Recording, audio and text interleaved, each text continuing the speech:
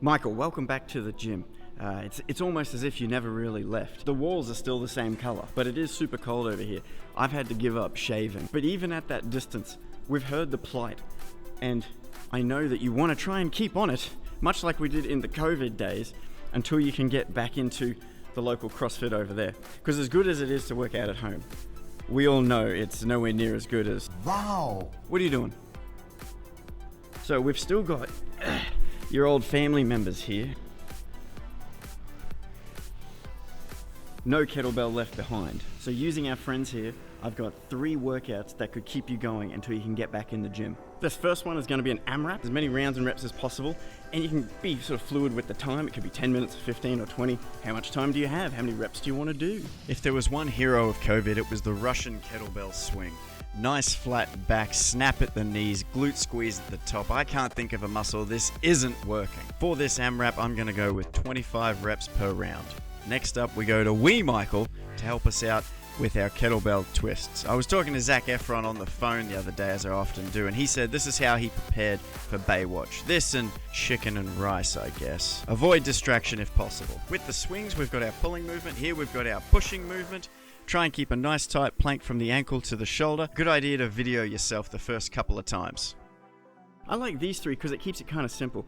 You've got the hinge, which is working all the posterior chain, all the arse muscles down the back. You've got the push-up, helps across the chest, helps on the triceps. And then you've got the twist, helps through the core. We can always, for the rest of time, all use more core. For the rest of time. I'm using the 24 and the 16 here, because they're special to me. But you could use whatever you've got going around. You could use a bag of flour or a dumbbell or one of your daughters. It's just, you know, grab them by the hands. They'll think it's a game. You just swear, we're swinging. This next one is more of a control, you know, feel the big burn in the muscles from doing hard work, not necessarily 1,000 reps. So we're gonna utilize tempo, but we use lighter weights and just go through some tempo movements. So I've put here 5 rounds for quality, but you again, cater it to what you're looking for. All of these sets should be done unbroken. So if you can't go unbroken, or if you're finding it too easy to go unbroken, feel free to adjust accordingly.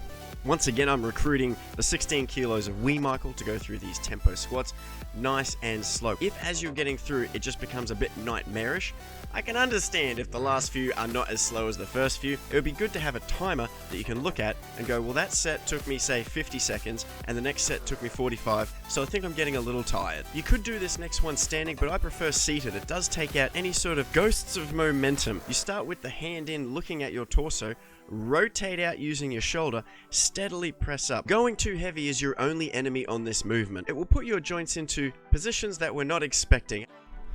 These next ones are no doubt going to be your favorites, your go-tos. These are going to be the cardio workouts. They all operate in the same format, which is the death by format. So that's when you start, you do whatever in the first minute, and then you add one and add one and add one.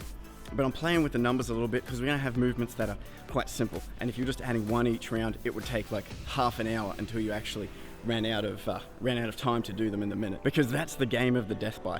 As soon as you have 1 minute where you can't complete all the reps in that minute, you're out. The workout is over. I like this one because it's sort of like doing a time trial in a game. You can always go back and try and get faster.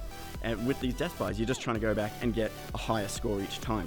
So we got 3 that have no equipment, and 1 is just going to be skipping. For the burpees, I would start with 2 and go an extra 2 every minute. So that's 2 in the first minute, 4 in the second minute, third minute is 6 for burpees, and so on and so forth. You can repeat this to just see how elite your fitness is at any time of the day or night.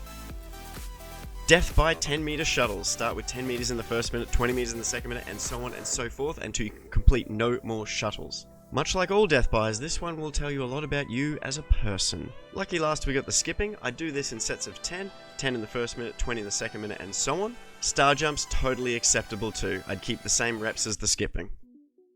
I'd limit those 2 movements to 10 minutes just to cap the volume that you put through your calves, your Achilles, and your various fascias. I think the best part of all of these workouts is they could all be done with the girls, because I remember during COVID that you always had your daughters there working out with you, which is awesome. You stay strong, they stay strong, we're all strong together. And just like that, Michael, you've got workouts for the next 10 days until you get sick of them, but you have enough taste on your tongue that you want to get back in to your local CrossFit affiliate. When starting back after a bit of a hiatus, I like to start small, so I would just do one of those each day and cycle through. Do the CrossFit-y one, do the strength one, do a cardio one, and then repeat. See how your body feels. And if I don't see you before then, hopefully I'll see you at the 10-year anniversary in 2027.